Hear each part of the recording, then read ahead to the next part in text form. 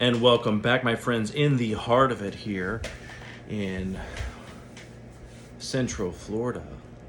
And if you're following with us on the news and all that's going on around us, you'll see that weather is pretty unpredictable, especially these days.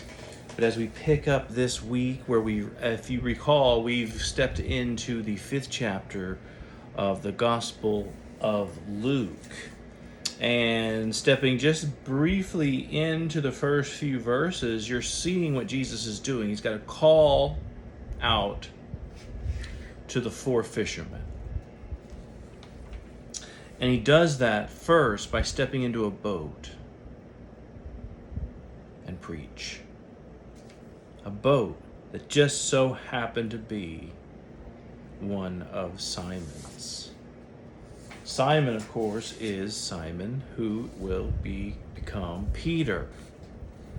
And so we see really sort of Peter early on witnessing and receiving from Jesus directly. And so you can also see right as where we left off last time, which was right at about verse 6. And Jesus has said, hey, let's go ahead and let's push out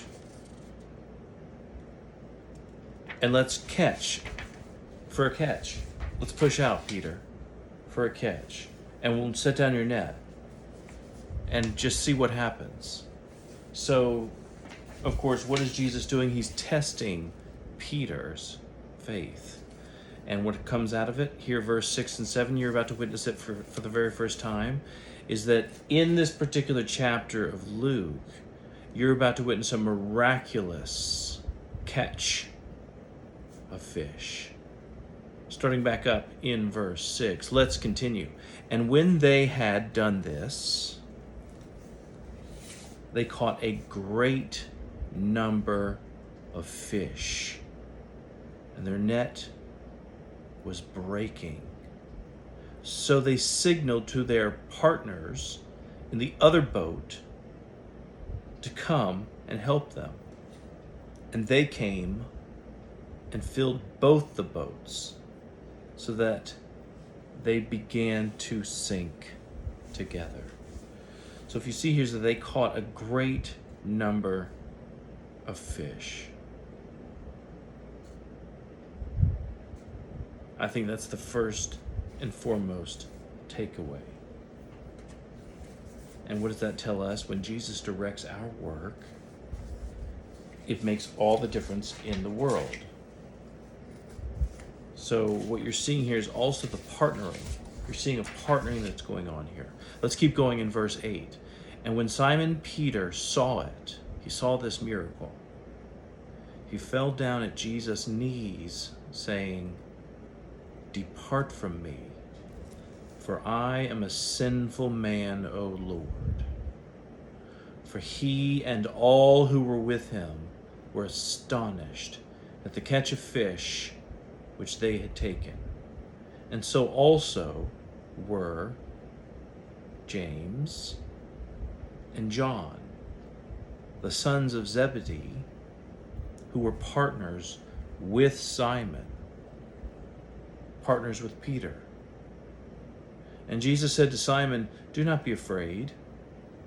From now on, you will catch men." So when they had brought their boats to land, they forsook all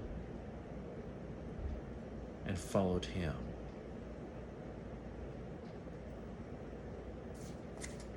You know, isn't it interesting about this particular miracle that really caused Peter to buckle at the knees? I mean, if you recall, he had seen Jesus perform a miracle on his mother-in-law just recently in the past.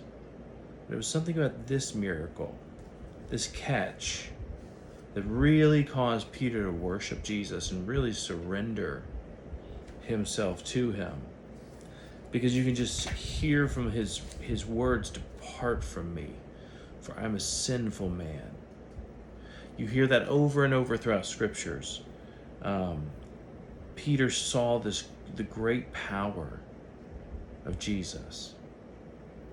He really recognized it. He recognizes his very own spiritual bankruptcy. And you can just see the way in which he's acknowledging him. And then I love how Jesus turns and says, from now on, you will catch men. I love that. When Jesus told Simon, who becomes Peter, that he would catch men, he's really telling Simon he would do what Jesus himself did. And there was never really a greater fisherman of men than Jesus himself. So that's really something to keep in mind and think about. They forsook all and followed him. This seems to mean that they left the miraculous catch of fish behind. They just got 2 literal boatloads of fish. Miraculous amounts. So much fish that it filled up 2 entire boats. But suddenly they forsook all and followed him. It showed them that Jesus was much more than just any simple old Galilean Nazarene carpenter. And the point that it points out is they forsook all and followed him. I think it's trying to identify them as students. So they followed him in the way that students follow their teaching rabbi in those days, in some aspects. Let's leave it there and contemplate going forward.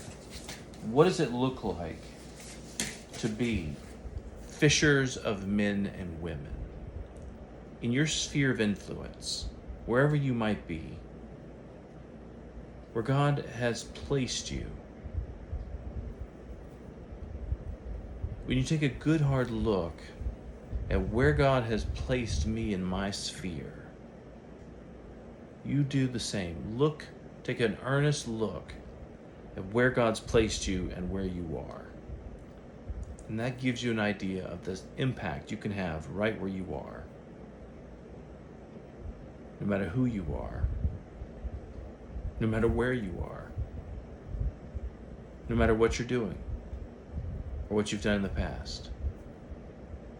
God reaches down and says, I love you. I love you in a way that I'm going to die for you. And I'm going to resurrect a new life in you through me.